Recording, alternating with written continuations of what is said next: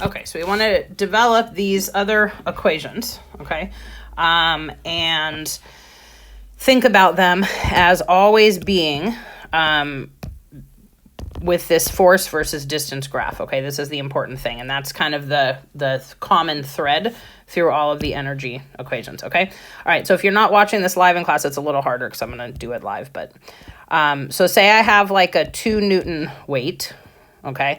And I want to raise it up to a height of, let's say, 4 meters, okay? All right, so if I want to do 2 newtons, raising it up to 4 meters, that's going to give it gravitational potential energy, right? But it has to come from somewhere, and it came from me, okay? The work that I did by applying a force and pulling it upward, right? I had to apply a certain force to work against the gravity in order to move it upwards, okay? We'll assume it's moving constant speed evenly up just so everything's even, okay?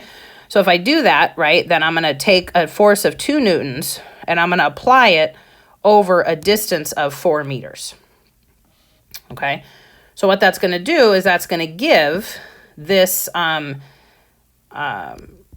object, or this both, I guess, and the Earth too, this amount of gravitational potential energy, right? As I can see from solving for this area, right? So I would have 2 newtons times 4 meters would give me 8 joules of energy, right? Like just by thinking of that as a box, okay?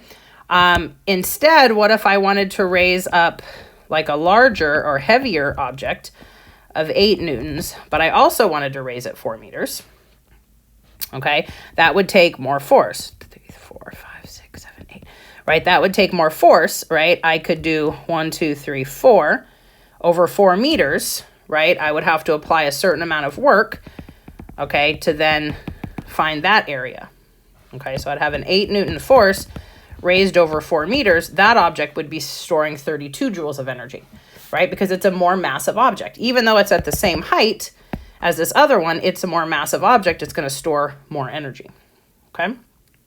All right. I could get kind of the same amount of energy. So say I had a smaller object, or a less massive object of only 4 newtons, okay, 1, 2, 3, 4, okay, but I raised it to 8 meters, okay, so 1, 2, 3, 4, 5, 6, 7, 8, okay, right? You see, if I do 4 newtons over 8 meters, I could still also get 32 joules of energy, okay? So the more massive object at a lower height could equal the less massive object if it was raised higher. Those two could store the same amount of energy, okay? But the important thing being, what we're really looking for is we're looking for this area under this force versus distance graph, okay?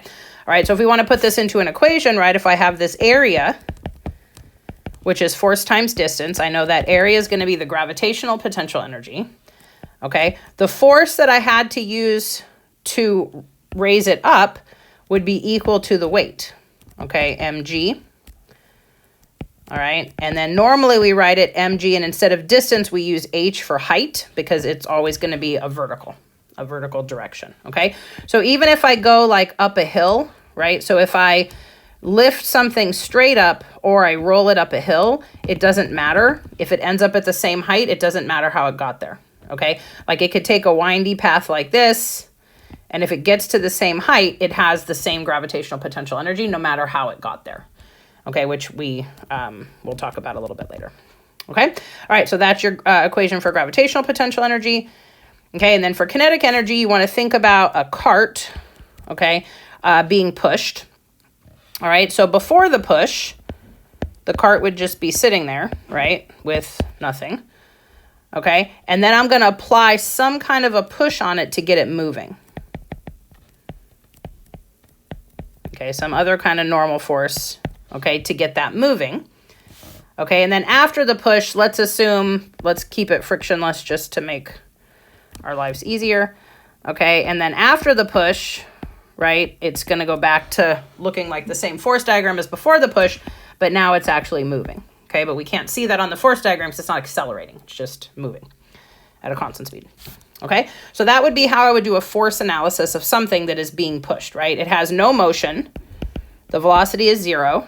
Okay, I accelerate it with this force, and then now it has some velocity.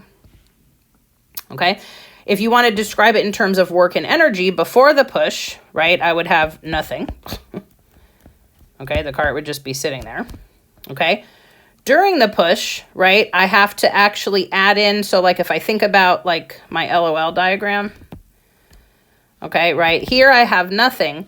During the push, this is where I'm adding in some amount of work, right? That's coming from this force. I'm pushing on it and I'm adding energy into the system by working on it. Okay, so then after the push, I'll have kinetic energy, some amount of kinetic energy in a pie or whatever, or a bar graph. Bar graph's probably better. Okay, right? So I had nothing, and then all of a sudden I have something. Well, it has to come from somewhere. It comes because I did work on it by applying this force. Okay, all right, so if I think about during that push, all right, if I say I pushed the cart with 10 newtons of force for 0.4 meters, let's just make this 1 meter, so 0.4. Okay, right? So if I did 10 newtons of force over 0.4 meters, I would get out 4 joules of energy here. Okay.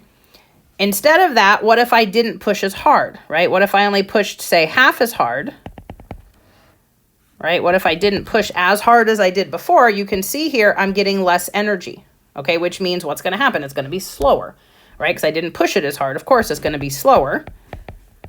Okay, so maybe I would only get 2 joules of energy then, right? Because if I didn't apply as much force, then it would be slower, okay? Or what if I applied that lesser amount of force, 1, 2, 3, 4, 5, but I applied it for like a longer distance, let's say. Okay, so if I applied that force over the full meter, I would get more energy out, right? Because the longer you push it, or the further you push it, you keep pushing, it's accelerating. That whole time you're adding that force on, it's accelerating. Okay, so here you can see that this energy here is very large, right? It's storing a lot of energy. It's very fast. It's going to be faster for the further that I push it. Okay, all right. So again, if we want to think about coming up with an equation, this one's a little trickier. Okay, but notice how they all start with force times distance.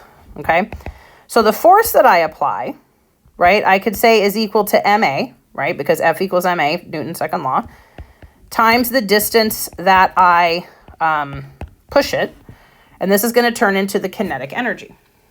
Okay, all right, so this one's a little bit tricky.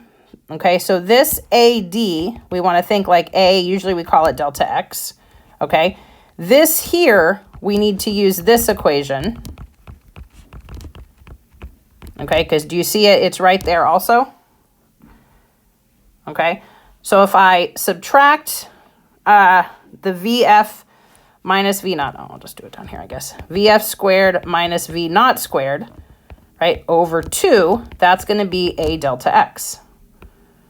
Okay, so then if I substitute that in, M VF minus V naught squared over 2, okay, which basically we usually, if we're just thinking of a singular position, we just say 1/2 mv squared, right? And then this would be the delta, right, because you're changing the energy, right, from something to something else, okay? But just in a singular position, we just say 1/2 mv squared, okay? And caution, people forget to square this all the time. Even when you write it down, they forget to square it, so be careful. Okay? All right, and that's how you get the 3 equations that we're going to need.